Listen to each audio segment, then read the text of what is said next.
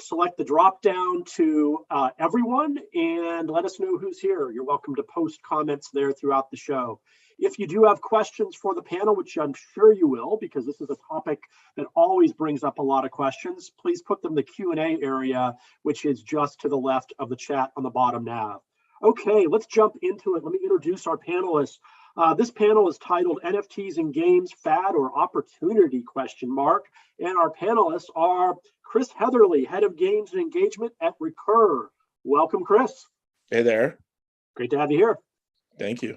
And Tae-Hoon Kim, CEO and co-founder of Enway. Tae-Hoon, welcome.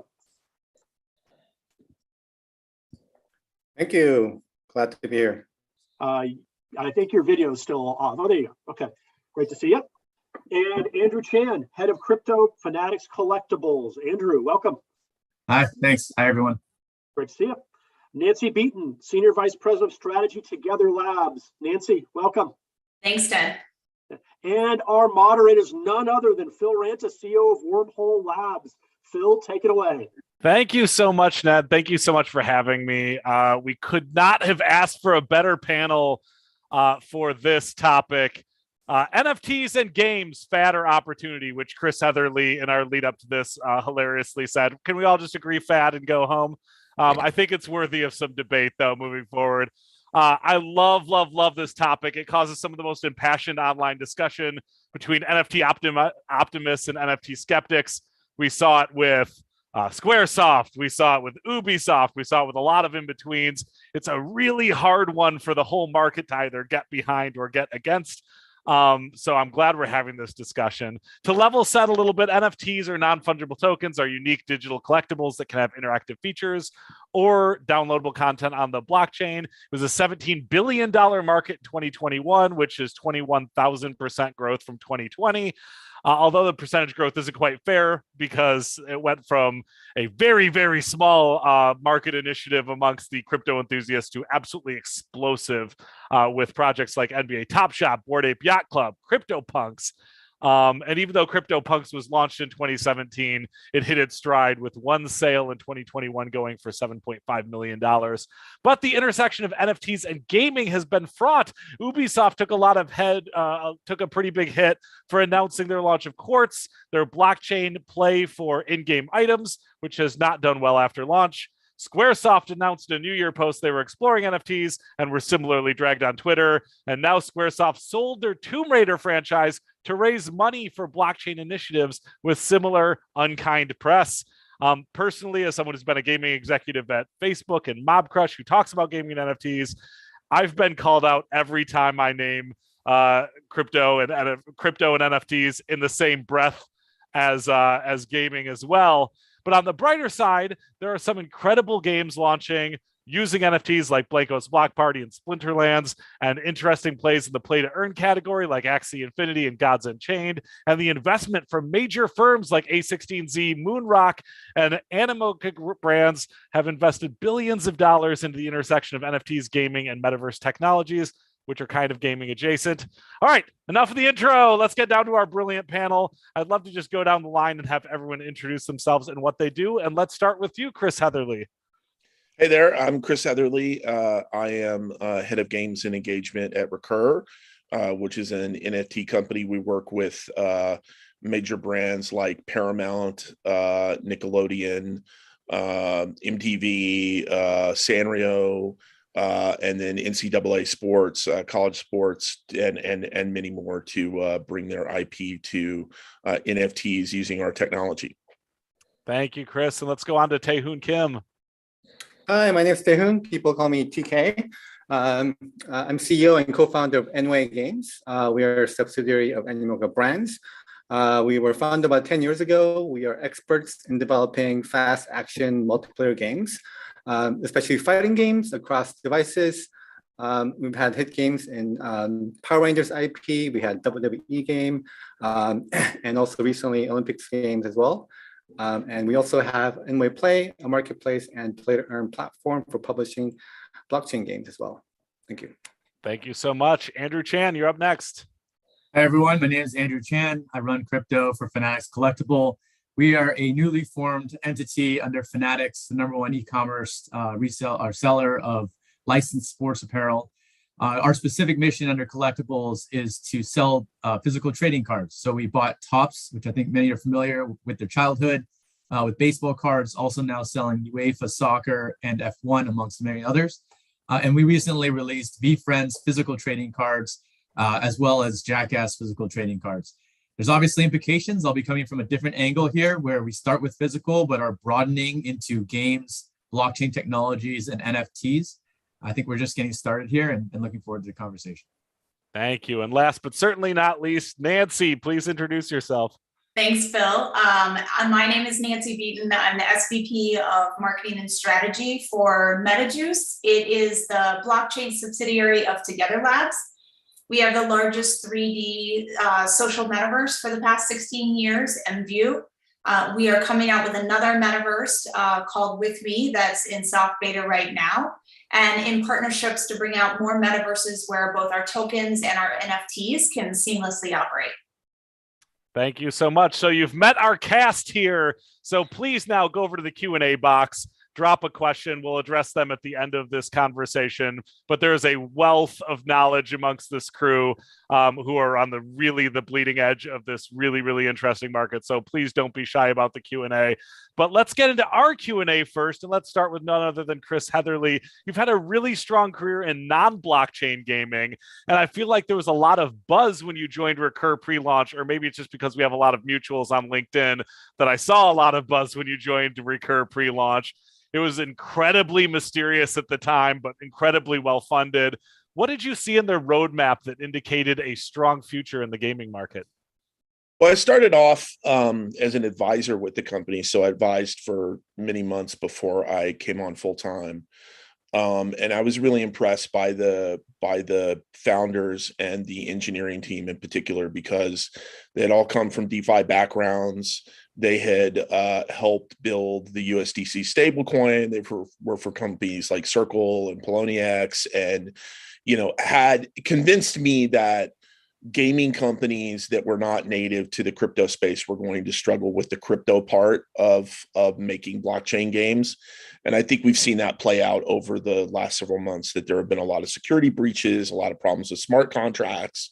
And so, their thesis was they could build a platform that would make all of those things really easy. And then on top of that, we could bring brands that wanted to bring their IP to a place where they could have confidence in an institutional grade solution. So, I think we fast forward a year, we've launched that platform. We've got Star Trek on it now. We've got NFTU on it, which is our college sports. We're getting ready to launch Nick on it, Nickelodeon on it. So, we've certainly seen all that play out. And I have a Star Trek ship, so I am praying for the success of that product in particular. And Tae-Hoon Kim, Enway has some incredible IP, including WWE and Power Rangers.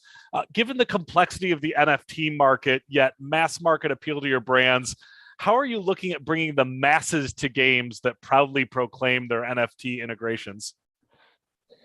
We've also recently partnered up with IOC. Well, not recently. So last year in June at the Tokyo Olympics, we launched our Olympic pin NFTs. So we are working with the Olympics brand, which is one of the biggest brands in the world, to create these unique kind of pins. They already have this legacy of trading over the last 100 years as NFTs. And then in February, we launched our Olympic Games Jam, which is basically a play-to-earn game in which those pin NFTs have utility. So if you have these pins, then you can go in the game and the pins will generate tickets. And if you have the tickets, you can participate in these games. And if you do good in those games, then you can earn Victory Jam tokens, which is a token that we recently launched as well. So we are trying to create these multiplayer games with full play-to-earn core loops. But I'm not sure if the masses are ready for blockchain or play-to-earn games yet. So we are going to focus on the Web3 community and getting them some awesome games in the future. We are partnering up with IPs that have strong Web3 communities. So one example is we recently announced a partnership with Bored Ape. So we'll be developing a fighting game using the Bored Ape IP, which will be coming soon. can't really say yet when it is, but we're developing those type of partnerships and just trying to build really awesome games for the community. Cool. I did not know about the Bored Ape thing, but a fighting game sounds pretty rad with that crew. So that's awesome. Nancy Beaton, InView has been in the metaverse long before Mark Zuckerberg made everyone into a metaverse expert, including having digital fashion, creator sales, and more. A lot of things that everyone says is cost of doing business to the metaverse. You guys have been doing forever. Togetherness Labs also has a token play. In other words, you're about as knee deep in interactive gamified blockchain experiences as it gets.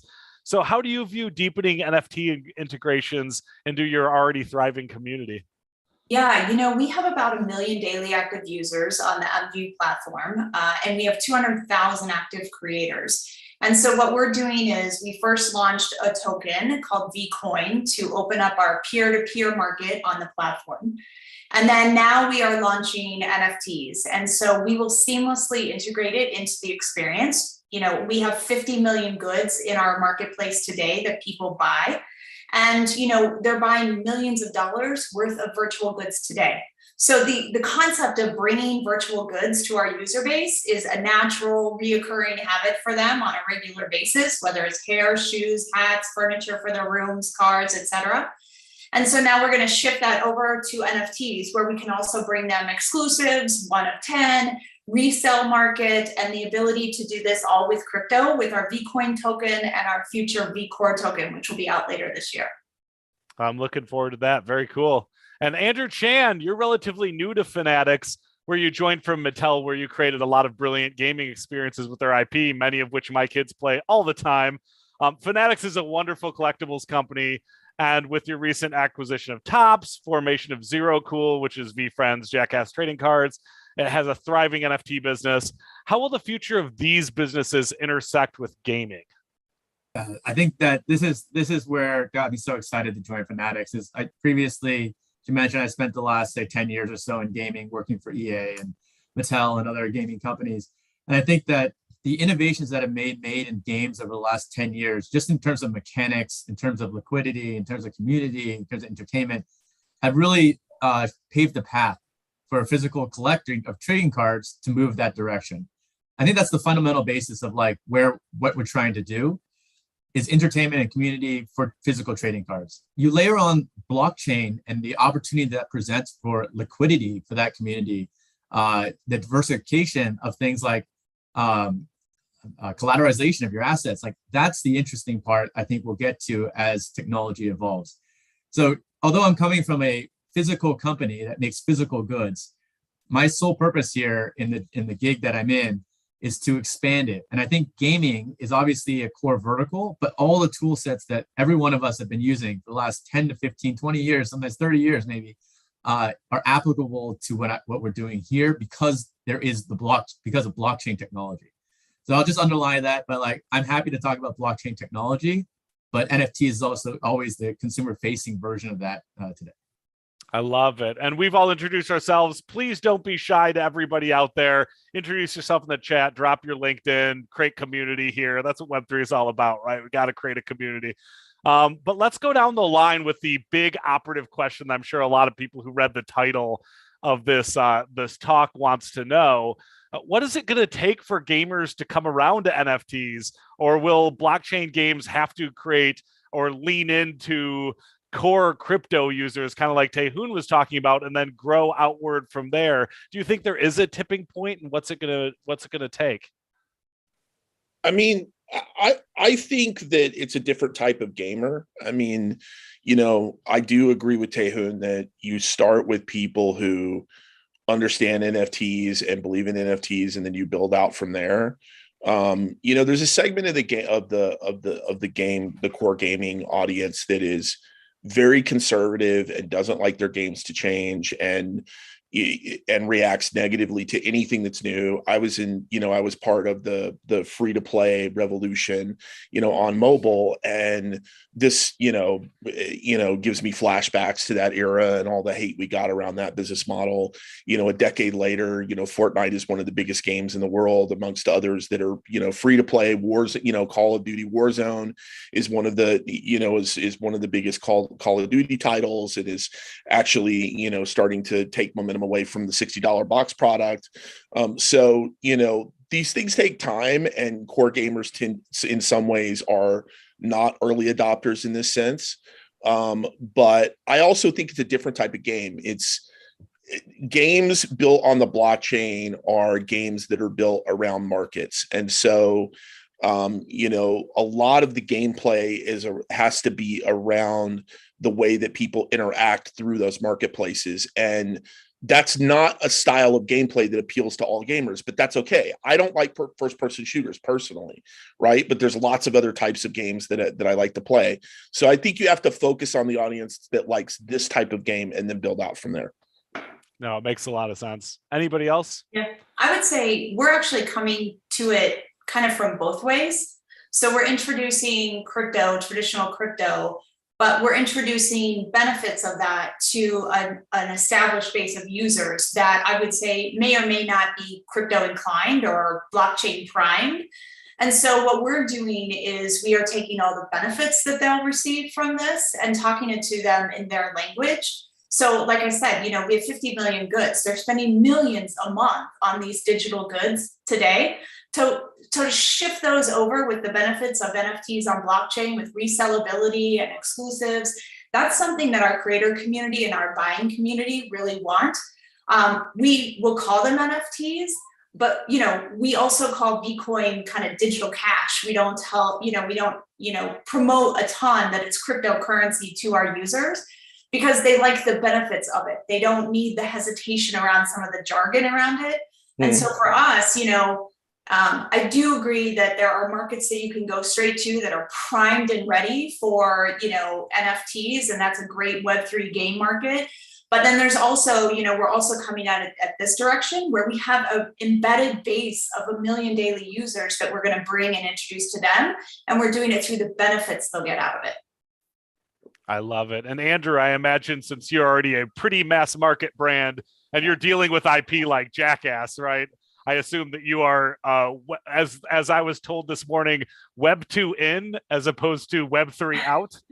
Yeah. I mean, that's pretty much right. I see it's a very interesting position to be in, but I agree with Chris and Nancy. Like, games on the blockchain today, at least, need to be revolving around a market. And I'm very privileged to work at a company that has an existing market for like the last 100 years. It's probably existed before then, but like realistically, probably 100 years in physical trading cards. So people understand some basic mechanics here of buying and selling, bid and ask. Like, they understand that there's negotiations. You don't have to educate them on this. Like, that's table stakes. And so bringing that to the blockchain, the question will be, for me, is with games, do we start to say like there's some ancillary benefits? I think you saw this in like the sneaker collection world or some other places.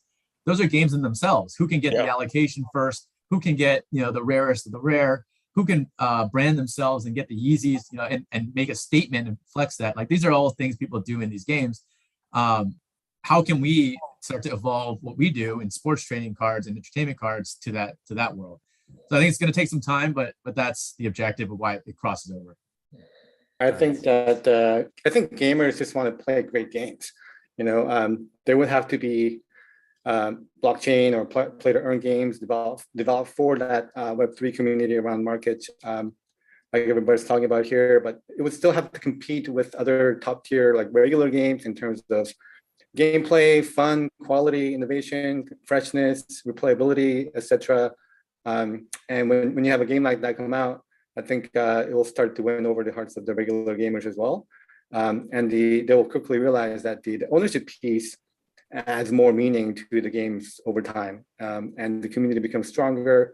And I think that over the next few years, we'll start seeing, blockchain games that adopt both the Web3 community and regular gamers, and could, possibly be some of the biggest games that we've seen in terms of like not only revenue, but how strong the community is.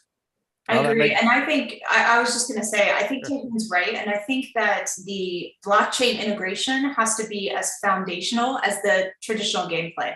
Totally. So it can't just be shoved on top, or it can't look like it's, an afterthought. I think when you have a great game that just seamlessly integrates blockchain, I think that's the winning combo. Yeah, no, it makes a ton of sense. And as somebody who's been an MMORPG player for a very long time, for 20 years, kind of already felt like an NFT game, right? Like we had the ability to trade around swords. And so I think it will be an easier jump for some segments than other segments. But I'm going to have to take the fad side a little bit from the question and the title, because I know that everybody on the panel sees the future because you're doing what you do. One of the biggest criticisms that we see a lot is they say, well, DLC is already doing a fine job. So what does NFTs bring to this world that is made better than just traditional DLC that we see now? Well, you can't sell or resell your DLC, right? I mean, if you go back a couple years, before DLC, you could buy your games and then sell them at GameStop, right? And then buy used games at GameStop. And there was a whole ecosystem around buying and selling used games. And one of the things that the digital revolution has done is kind of move to this idea that content is, maybe not free, but kind of free, that content is plentiful and you don't have to pay for it. Now we're moving back to this idea of digital ownership. And when you own something and you can resell it, you have a different relationship to it, because all the time and effort and dollars and gameplay that you invested in that thing, is valuable to somebody else. And because you're able to get a return on the investment of not just your money, but your time and your sweat equity, you're willing to invest more into that thing because ultimately you can get something back for it. So I think that once gamers, with free to play, a lot of people complained about it, but ultimately playing games for free is a pretty compelling proposition, and being able to pay when and how you want and as little or as much as you want is pretty compelling. I think with NFT games, the proposition that I can actually own something and that it's worth something, maybe even worth something outside of the game itself. Maybe it goes into another game environment. It's part of that metaverse thing we keep talking about, right? But the fact that it's actually worth something and someone might want to pay me for it, I think once people start to experience that loop, they're not going to want to go back. Yeah, I think it's the decentralization that's the key differentiator here. It's the decentralization that will allow for trading of the assets, such as NFTs or tokens, currencies outside the game. So economies controlled by the market forces with transparent tokenomics instead of inflationary economies controlled by the developer. That's the key differentiator, I believe. Yeah, and I think that it ultimately gets us to that, holy land of the interoperability, like Chris was saying. So, your NFT might look like a piece of clothing or a sword or maybe a digital trading card right now, but there's no reason it couldn't be your ID or a subscription to something or something else that has real value that you could sell or that you could take off one platform and take onto another. Yeah, I agree with everything. Like, I think it's also like the long-term value here. I wish with like physical collectibles, you have things like Barbies or Legos that you have for 30, 40 years that you're passing down to your kids, right? And I don't have any sealed gaming cartridges to hand down to my kid, unfortunately. I do have consoles, but they're pretty beat up. Like in this situation, if I have invested my time in some game, I can use that utility. Theoretically, if the developer is still around and supports this, like this is the idea, 30 years later in a different aspect. And that becomes a trophy room of sorts that provides that long-term collectible value and entertainment. So I think there's a long-term play here. Everyone's really focused this week and like probably last few months on what's happening, fad or not, but ultimately like stretch this out maybe 10, 15 years. I know it's a long time in the world, but we should see this play out to be more of a long-term play. Yeah, Lord knows I've got a lot of leveled up Pikachus on different Pokemon cartridges in the past. I would love to be able to pass down to my kids. They're going to hit that age pretty soon. This actually leads well into the next question, which is one that I've gotten into many arguments on Twitter. So I'd like you to make me smarter. If you take the monetization out and just focus on the core gameplay, like forget about the ability to resell, right? And forget about the ability to pass it down. Is there anything that makes the core gaming experience better, or is that not part of the consideration set when developing these games? I'll say, oh, go ahead, Chris. No, you go ahead. I was going to say, from our perspective in a metaverse, and I think this is true in gameplay as well, a lot of these users are aspirational. They also want to show and share their level of expertise, how much they've leveled up. So for us, in the NFT space, what we're doing is if you have an NFT, let's say I'm wearing one of one top or whatever that might be, when I go into a room, I walk in and I have a gold star. So that I look different, it feels different, people are looking at it different, they can click on it, they can see what that NFT is, they can buy that NFT, they can try to buy the NFT from me, but it shows that I have invested in, I have valued, I have something of value as part of my avatar, as part of my gameplay. We also do the same thing with badges, right? We have a whole badging system of how long people have been there. Maybe, we have OG avatars, right? And they get different badges. So I think beyond just like the monetary resale value of this, I do think people in the metaverse in games want to show their commitment to that game, how long they've been a participant of that game, how high a level they are, what they're wearing. So for us, we will bring the NFT into the actual game space itself and show all the other people kind of what is special about what's happening in that space. Well, and I think beyond that, when you look at the metaverse, you can see, like, if you look at a company like Ready Player Me, for example, they have an avatar that they're doing all kinds of integrations with lots of different games where you can go from one game to another with your avatar and your avatar items, regardless of where you got those avatar items. So you can get the avatar items in one game and take them to another game as part of your avatar. They're coming up with whole new business models around time spent and distributing revenue across different. So you might buy your avatar items in one place, use them in a different place, and where they're used, that place might derive some revenue, and there might be revenue sharing across the places that create engagement around your avatar. So the thing is that I think is super disruptive to game developers is most game developers are used to owning the whole thing, kind of soup to nuts, the economy, the game design, and it's like they're making their movie and you get to be like an extra in their movie. But increasingly in the metaverse, we're moving more and more into the creator economy where everyone's going to make their little piece to it. Ready Player Me will make the avatar, and then they'll do a deal with Spatial, and Spatial will create the environments that you can interact with, and then someone else will create gameplay mechanics that you can items that have gameplay that you can spawn into those spaces and do things with other people, and each one of those things will be additive towards what your metaverse experience is going to be. So that type of thing just can't exist in any other way. Like the NFTs and decentralization are fundamental to creating that kind of creator-driven metaverse. If you believe in that direction. Agreed. Yeah, and Taehoon, I see you're going to jump in, but I'm very curious. Could somebody play the Mighty Morphin Power Rangers game or the WWE game without the blockchain aspect, or is that essential to that experience? I think that might be tough because of the IP owners, but sure. Fair enough. Permission, but I think that the games will have to be designed from ground up with non-inflationary models and interoperability in mind. But I think that ultimately NFTs or digital property rights in general will make the games much more meaningful. The gameplay, the strong communities, all the things that you love about a great game, right? Doesn't have to change.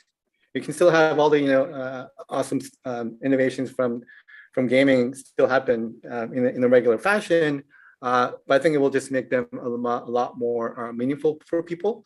I think that the games will go beyond just being games, and it will have the gaming worlds that will start having material impact in the physical world, right? So I think just making them more meaningful is something that will just bring up the whole industry forward. And Andrew, really quick on this side, you've got physical goods that are going to ride along with this. So it's got a little bit of an answer to that built in. But what do you feel like about the NFT side of it enhances the physical good? Yeah, I'll say that it's the question that comes up often, I think, in my role in this kind of a physical company, is why can't you just do it on a server, right? Like, why can't we just do it on AWS? I think that's the same question of like, why can't we just do it with virtual currencies as we do today? And I think that's a good question. And that's why it causes great debate, because there is no answer of why it has to occur now. Because I don't have a proof point of something that can compete with what's happening on, I don't have the next Supercell, right? Like, I don't think anyone, maybe Axie, maybe, but like, no one has really proven out that. And that's how the gaming industry typically moves is, okay, let's debate about all the consoles that are coming out and the Sega Game Gear and the Game Boy Pocket, like, till we're blue in the face. And that's cool because we all love it. But the frank thing is, it's like everyone's going to take their shot where we believe that this technology can go. We're going to build little things by little things, sometimes coming from a physical angle, sometimes coming from an IP angle, sometimes coming from a metaverse angle, sometimes coming from straight up blockchain technology, right? And we'll get there. Or frankly, we won't. And we'll end up like, I won't name any consoles, but like, end up like that. So I think that it's a great debate. I think that what we are trying to do is basically expand our respective fields of where we're trying to come from and find new opportunities to basically create better communities and create better entertainment value. But to be honest, like, some of the tech's not there yet. And so that's what we're here to build. In the meantime, play both and have a good time doing both. And we'll see where this monetization side comes out at the end. And that's kind of my viewpoint on it. Yeah, this is the fun part of the market, right? You get to build, you get to experiment, and some stuff fails, and then you get to see what the market has tolerance for. So I always love this phase. So let's discuss security really quickly, because it takes a lot of heat. There have been some popular hacks lately. A lot of people begrudge blockchain technology for being less secure. Do you, as people who are building software around blockchain technology, feel like it's less secure than, say, a PlayStation login, or is this just a lot of hype and hate going on? I mean, I think it's something at Recur we take incredibly seriously. And, the reason, as I said earlier, that I joined the company is that, our engineering team and our founders all come from a DeFi background and have secured, millions, hundreds of millions of dollars in crypto assets for, big firms that want to trade in cryptocurrency. And so they've seen these problems before. And, it's just when your virtual items are just a number in a database and they don't really have any financial value outside of the game or in and of themselves, then, if somebody hacks into a server and gives themselves, all the items or something, it doesn't really matter. But in a game where those items have, are bought and sold and where they have real financial value, I mean, it's incredibly destructive to the ecosystem if you have those security problems. So, I think it's something that developers have to take incredibly seriously, and they have to work with, if they don't have the expertise internally, which most don't, they need to work with partners in technology that will secure those assets for them, because they cannot afford to have a massive security breach like some of the things we're seeing. Absolutely. Well, I think that answers that sufficiently, and we've got to get to Q&A pretty soon, but I want to do one more down the line. And please, everybody, if you have any questions, make sure to throw them in the Q&A box now. But let's say that this whole market explodes. We have our Fortnite moment that free-to-play had, right? 5 years down the line, what do you think the games look like? Are people going to have a wallet jumping in? Is every kid going to have a wallet as soon as they start gaming? What are these games going to look and feel like? We'll start with Nancy and work our way the other way this time. Yeah, I'd like to think that one, they're creator community led. So I feel like Chris hit the nail on the head when he was talking about, not only will NFTs change maybe the gameplay, but they'll change the economic dynamics of what happens in the space. And, we fully believe that it's going to be kind of earner, community, creator led in this space, and that's where it's going. So if you make all your money off of advertising right now, you're going to need to think about what empowering this community is going to do and how to give them the tools where you can continue to make a business out of this. We make most of our money direct from the consumer. So for us, giving them more power sort of is the plan. So I think that's one. I think interoperability, they will look like they're interoperable. They will be interoperable maybe at different degrees along the way as we get better and better with the tech. And I personally hope that they look like everybody can join.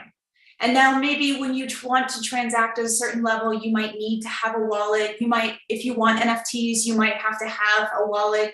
But I would like to see these games, and this is where we're headed, is that everybody can participate. Because now everybody can be an earner. Now, maybe not everybody's a purchaser, maybe not everybody's a reseller. You'll pick your level of engagement that you want to have in this game. But I would love to see the front door be open and not required to have a wallet get into the game just for that essential gameplay. Because I think everybody's going to engage at some level and they'll find their path to that level of engagement. So I'd love to see, still like in the free to play model, right? Everybody's welcome and people can engage at their level. Maybe that's wallet, maybe that's 3 wallets, maybe that's purchase, maybe that's resale, maybe that's a creator. You'll go up the chain, but I hope that it still is, the whole embodiment of Web3 of inviting the entire community to be part of that experience. I love it. I love the vision. And Andrew, on your side, is everyone going to be playing Jackass Trading Cards NFT the game? I mean, we would love for people to be having some kind of physical virtual experience like that ultimately be there. But I'll give an example of like in a world where not everyone's been through. All right. And maybe in Web 2, the closest decentralized thing is just the web, right? And the web just exists and everyone goes through a search engine. And so people were like going through Alta Vista, Ask Jeeves, Netscape, whatever, AOL, Yahoo, Google. Like now there's only a few. And there are always going to be a lot of people doing search engines for niche things, but generally to search the internet, everyone goes like for. So I think that that's what's going to happen here is people, when they think of a wallet or just some way to transact, frankly, no matter how it is, whether it's crypto through a Visa card or it's just crypto through a Web3 wallet or whatever, there's going to be a couple of choices that get nailed down and consolidated as to primary solutions. And so I think that will all work itself out, and that's infrastructure. I think when you talk about the entertainment factor of games, that's where the really interesting part for creators comes into play. And I think that's probably where the focus should be, but without ignoring that there needs to be underlying infrastructure for all of this to work. Oh, that makes sense. And Tae-Hoon, what is it going to look like in 5 years over at Enway? I think that, so one thing that we're working on is kind of reducing the friction. There's still a lot of friction for people to get on blockchain games, play to earn games. We're working on both custodial wallet system as non-custodial, as well as non-custodial systems, so that someone who may not be so crypto savvy can just start playing the games and start owning things, and everything is kind of saved in the custodial wallet. And then when you become a more of a pro player from a crypto perspective, then you kind of set up your non-custodial wallet system, so you can have more interoperability outside our own systems. I think there will be a lot of innovations that will make the games more meaningful, especially around interoperability between different virtual worlds, including the physical world. One example is we recently announced our partnership with Untamed Planet to create a play to protect game where whatever you do in the virtual world has impact in the physical world, not only in terms of ownership, but also saving the environment and also saving endangered species.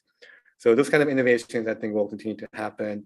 I think there'll be improved security. It's still early, so there are a lot of things that are falling through the cracks.